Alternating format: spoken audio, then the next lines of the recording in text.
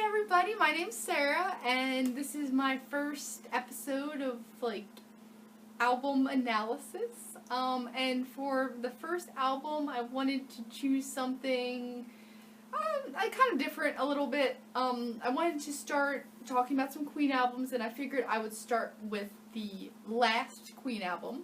Now, this is a little bit controversial because I'm not considering The Cosmos Rocks, which was the album that Brian and Roger did with Paul Rodgers under the heading of Queen plus Paul Rodgers. I didn't do this album because I didn't know that it existed until 2 weeks ago. So if you want me to review it, put it in the comments and I'll try and scrounge up a copy. So anyway, Made in Heaven was released in 1995, which was 4 years after Freddie Mercury passed away in 1991. And so this album is kind of a hodgepodge of things, but I feel like it works really well together. So I'm just going to go through track by track a little bit and talk about some interesting choices that they made. Just a heads up for those who like to research things before I get into them. When I get to track 4, I'm going to talk a little bit about another band that at first glance may seem very different than Queen. But there's a band called Avenged Sevenfold that comes out of California. And if you don't know who they are, you might want to Google them real quick because I'm going to mention them a little bit because they found themselves in somewhat of a similar situation to how Queen found themselves in Made in Heaven. And they made some different choices in how they set out their albums, so I thought it was interesting compare and contrast the two. Anyway, so the first song we've got on Made in Heaven is called It's a Beautiful Day.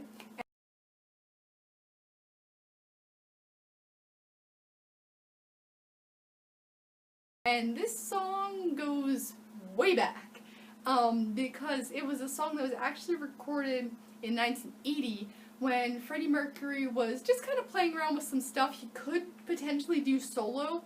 And so he just recorded this real short thing of him just kind of playing around on a piano. And then ultimately they extended it and it became It's a Beautiful Day. We're going to come back to that, so keep that in mind. And it's an interesting little song. It's kind of short because, again, it was just a short thing of Freddie kind of playing around in the studio that maybe wasn't intended to become a huge song, but it became a whole song in its own right. And it's a very positive way to start what could be a very somber album. So it's got all this positivity, the idea that, nothing is going to stop him now. So it's very kind of interesting.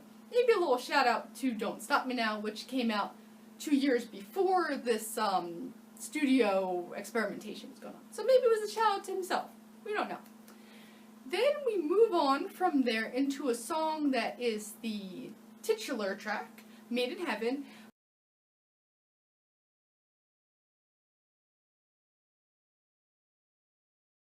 which was another Freddie solo effort that was recorded for Mr. Bad Guy, which was his first solo album. And they've just kind of reworked it as a Queen track. And I've now heard both versions. Although I think there's a few different versions of the Freddie solo version going around. And I feel like the Queen version kind of works better. It just has kind of better backing tracks. Because one of the downsides to Freddie's solo stuff was some of it had really weird mixes when it first came out. So I think that the Queen version kind of overall works a little bit better. Thematically, in this song we're really kind of thinking about the future and kind of are things destined, and that's kind of what he's sort of playing with in that song. And I believe it was recorded around 1982. Now, when AllMusic did their review of Made in Heaven, they mentioned some lyrics from this song as being related to Freddie kind of looking at his illness, but it wasn't recorded until after that. So you could read a lot into some of the songs on Made in Heaven, but you also don't want to reach too far because there are some songs that really had nothing to do with Freddie's illness that people will try and have to do with it. So it's something that kind of looks a little bit different in the light of being used on this album, but that wasn't the original intention when the song was originally recorded back in the Mr. Bad Guy days. So just a thing. Another song that kind of similarly takes on a new light in its placement in Made in Heaven, but wasn't originally recorded for Made in Heaven, is our third track, which is called Let Me Live.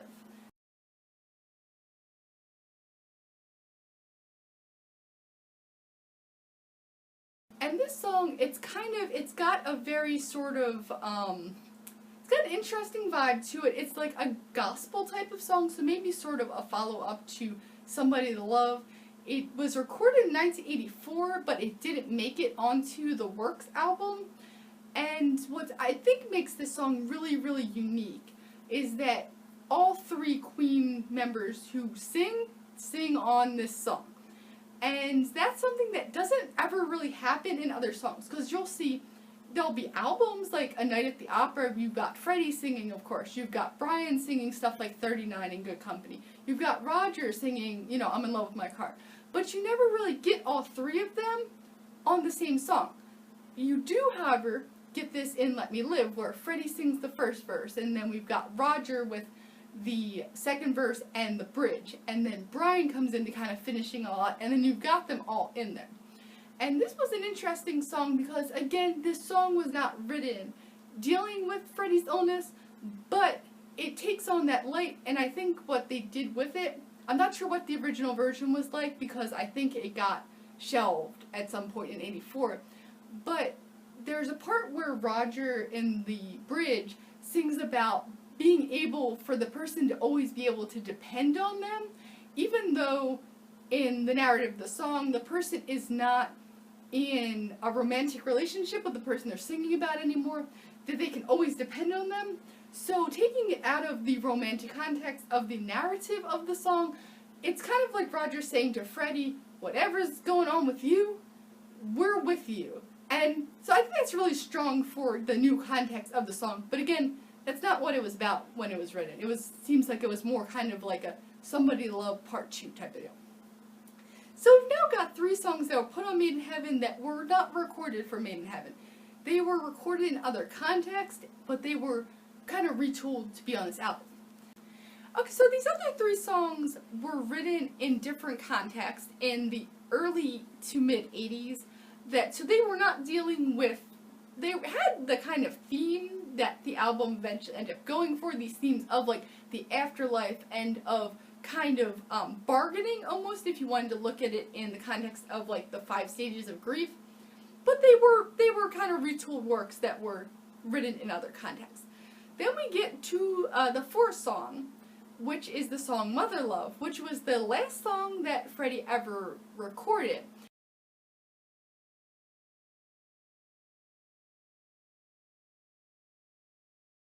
He came in, he did the first 2 verses, and then he told Brian May that he was going to come back and finish it, but that he was just not feeling up to it today. Alas, he never got a chance to come back into the studio to finish the last verse, so Brian May sings it for him, which I think gives this song such a cool feel because there is this idea of kind of Brian May picking up the torch that Freddie has left him and kind of taking over for him. And then near the end, there's some really neat stuff that happens where they play a millisecond of every Queen song ever. They intersplice in some of Freddie's deos from the concerts that they did. They play a part of a track that he recorded as like a solo artist under a different name in 1972. All this really neat stuff happens in this song. The song is pretty somber. That's my cat Fred. He agrees with me. And they do a lot of really neat stuff in the song, and so Freddie recorded the vocal, but he didn't do the music. Brian May did the music, so it's generally considered to be a Mercury and May composition. So this is where I'm going to toss it back, and I'm going to refer to, like I said, I'm going to talk a little bit about the band Avenged Sevenfold, because Avenged Sevenfold, if you're not familiar, they were a 5-piece band. And their drummer, Jimmy the Rev Sullivan, did a lot of songwriting for them. He wasn't the primary songwriter, but he would write 2 or 3 songs per album. And he unfortunately passed away in 2009. And a little bit before he passed away, he wrote this song that he called Death, which was basically, he was not finished the song, but he had written out all the lyrics, and he had put down some really, really rough vocals for it. So for that song, when Avenged came back into the studio to do the album that they called Nightmare, they had this song that they then retitled to Fiction, because that was the Rev's nickname, and they put it at the end of the Nightmare album as the last track. Now, if you have the deluxe version, there's also another song after that. But if you got the standard Nightmare issue, Fiction is the last song. So we've got the last song that the Rev ever sang is like the last song on this album.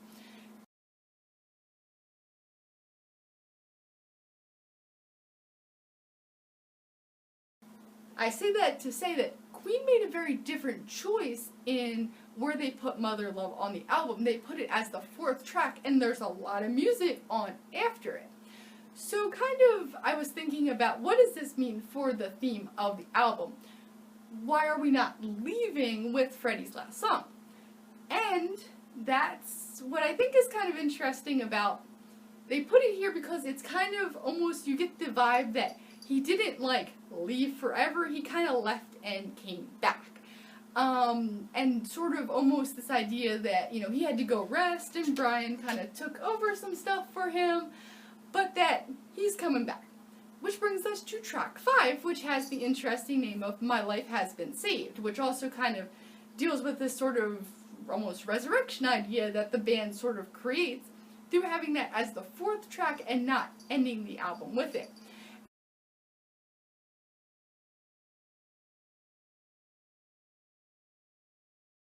And My Life Has Been Saved is a song that was recorded during the Miracle sessions. It was a John Deacon song, and there's another version of it that I haven't heard that was used as a B-side during the Miracle sessions. And so this is a song that, even though it was written by John Deacon, we are now hitting on stuff where they really are kind of talking about what's going on with Freddie and kind of the band's views on it, because again, this wasn't a Freddie composition. Mother Love was, and it seems to be about Mary Austin, his longtime girlfriend, and wanting a relationship in which there's sort of this care taken of the other person as opposed to a romantic relationship. But to go back to My Life Has Been Saved, it's a John Deacon song. Thematically, we're talking about the idea of being surrounded by death, but being happy because one is still alive at the end of it. So it's kind of this very positive song that comes on after a very somber song.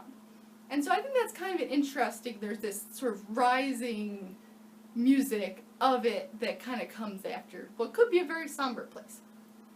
Which then in turn, we go back to the past again for the next song.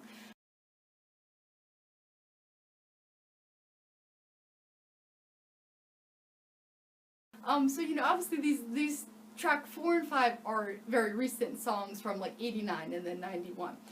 But then the next track is called I Was Born to Love You, which is an old Freddie Mercury solo song that was again recorded in the Mr. Bad Guy sessions and was released as a single. It has a video and a slightly different version that was released by Freddie solo. Again, I personally like the Queen version better because the mix is just a little bit better, the backing music is a little bit better, and it just has a better general vibe to it. And again, they use some interesting, they do some interesting things, near the end of the song, where they interspliced in parts of A Kind of Magic and Living on My Own, which was another Freddie Mercury solo track, near the end of the song, which creates a really cool feel. It's a very upbeat song, it's a very fun song. And if we think about it thematically, it's almost kind of the converse of Mother Love, because in Mother Love, Freddie is kind of saying, like, things are not good for me, I need to be taken care of by this other person, and that's just all that I want. I don't want a romantic relationship. Whereas in I Was Born to Love You, it's pretty much the converse, where he is saying to the person that he's singing to, I'm going to take care of you, that's my purpose in life, that's what I'm all about. And also, if you look at the video for the original version of I Was Born to Love You, It's another song that seems to almost be referencing Mary Austin, because both of the women in the video are blonde. Mary Austin was blonde. Maybe it wasn't about her. I don't know.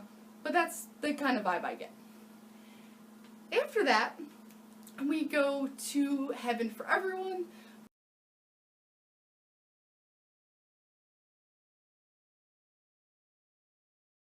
And so from I Was Born to Love You, which was a Freddie Mercury solo track, we move onwards to Heaven for Everyone, which was a song that was recorded by Roger Taylor's other band, The Cross. And apparently the story that happened behind this was that Freddie was just kind of hanging out with Roger and his band, and they were kind of talking about the song, and Freddie was like, hey, you know, why don't you sing it like this? And then he just kind of laid down some vocals, just kind of saying, you could do this with this song. And apparently Roger liked it so much that they recorded a Freddie version of it. And they also recorded a Roger Taylor version of it where Freddie's the backing vocalist. And I only heard these two versions today, and they're a little bit different than the version on Made in Heaven, but they're both very interesting. They've got this kind of like Moody Blues-esque introduction by Roger. I don't know if that's something that's thematic to the rest of the album that's on. I'll have to go check out some more stuff from The Cross, because I'm not really familiar with them. But I am kind of intrigued to see kind of what that whole album sounded like. So that's Heaven for Everyone, and it was another song from the 80s, and thematically it's kind of similar to The Miracle, the song, not the album, but it's kind of about like all this suffering going on in the world and kind of what we should do to sort of alleviate that suffering. So it's sort of a general idea, but you can see that given the title and kind of what it's about, you can kind of see why it ended up on this album, because it's, you know, the album's called Made in Heaven, and the song's called Heaven for Everyone.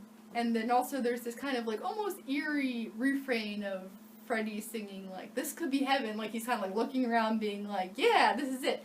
Which kind of ties in with the whole idea that if he died at track 4, then he's kind of like being reborn throughout the rest of the album. I don't know, maybe it's a stretch, but that's kind of the idea that the album seems to kind of put out there. After Heaven for Everyone, we go into some Brian May solo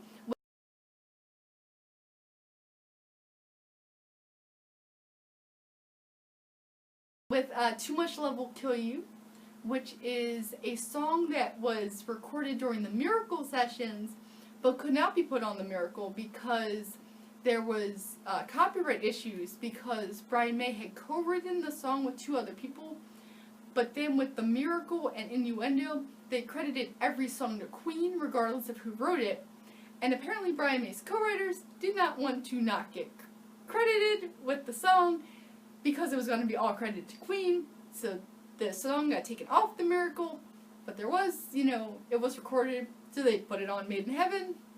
And that's another song that people really want to put out there, that it's about what Freddie was going through. It's not. It's about what Brian May was going through. It's kind of similar in a way to the song Scandal. They all have to do with, Brian May was going through a divorce at the time, so he wrote a lot of songs kind of dealing with what he was going through at that moment. But people generally tend to put out, oh, the song is about Freddie's illness. It's not. It's definitely all about Brian May. And there's actually a Brian May solo version that came out around the same time as the Made in Heaven version. It's pretty similar, but it's really interesting because Brian kind of sings some certain stuff in a different way than Freddie does, and I think both versions have a lot of value. And he still performs the song live, so, you know, if you see Brian May come into a place near you, you might get to see him hear Too Much Love Will Kill You.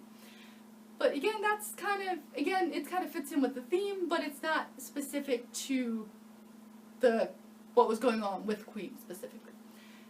After that, we then go into You Don't Fool Me, which is an interesting song because this was another song that was recorded after Innuendo.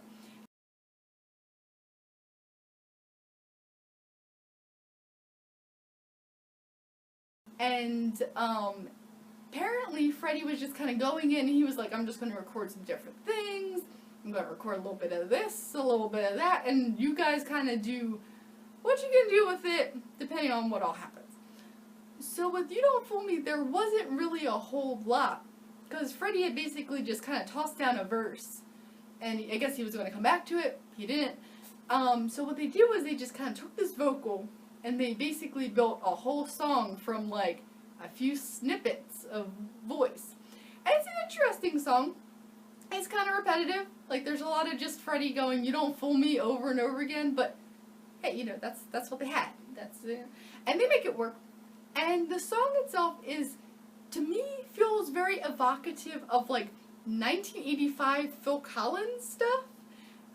Like something like, you know, "Who Said I Would," "Studio." It feels like something that would not be out of place on that kind of album. So I wonder if, you know, maybe one day Phil will do a cover of it. I don't know. It seems like something that will be in his wheelhouse.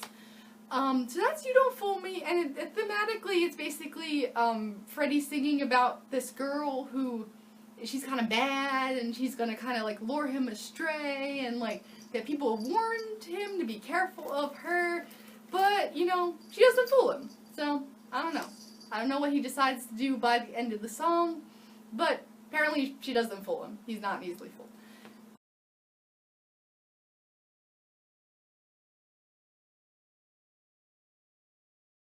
After that, we have the song "A Winter's Tale," which was the last song that Freddie ever wrote, and the last song that he ever really put together as a whole complete package deal. And he wrote this song while he was in Montreux, Switzerland, and he was just kind of singing about that it's this beautiful winter's day, that there's snow, and just kind of different things about the winter scene. It's a very pretty song, and you can kind of tell, what was recorded after Innuendo and what was recorded like back in the 80s, because Freddie's voice went a little bit higher, that I read has to do with the fact that he stopped smoking. So if you hear him like a little deeper, it's usually going to be an 80s track, whereas if he sounds a little bit higher, that is usually going to be like Innuendo and beyond. So that's "Winter's Tale" is an interesting little song, very evocative of like, kind of get this like Nutcracker feel from it, like just this, I'm going to go to a Christmas party, and I don't know, I've never been to Montreux, but apparently he liked it.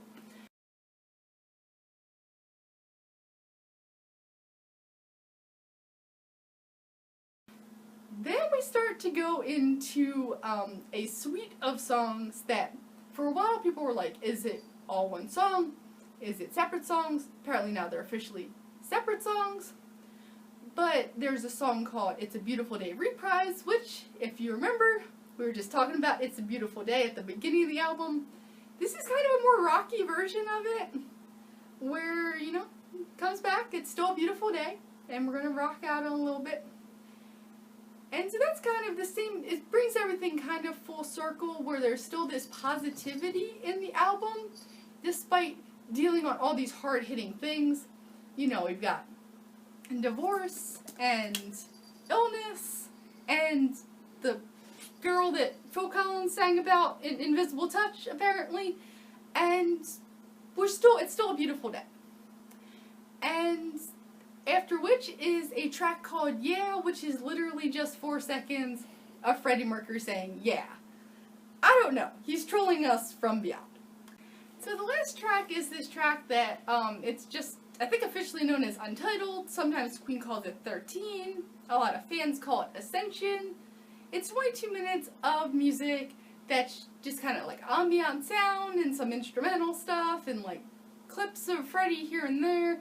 It ends with Freddie going "fab," and that's kind of an interesting thing. And so the idea is kind of like, it kind of brings everything full circle. This sort of ambient, like, always gonna be there, kind of ever-present ideas going on. I'm not entirely sure what the deal with the Untitled track is, but it's definitely interesting to listen to, and apparently a lot of fans were really confused when it first came out because it was a hidden track. It wasn't listed, and they're like, what is going on at the end of this? So it's an interesting track.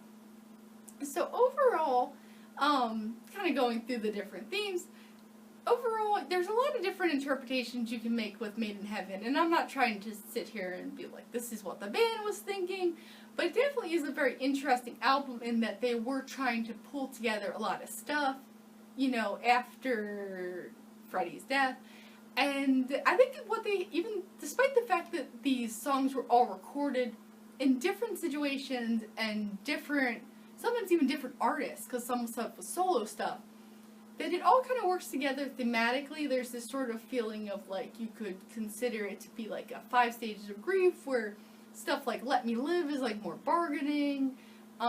Maybe You Don't Fool Me is denial. I don't know. But kind of this idea of sort of coming to grips, but still having this sort of positive vibe.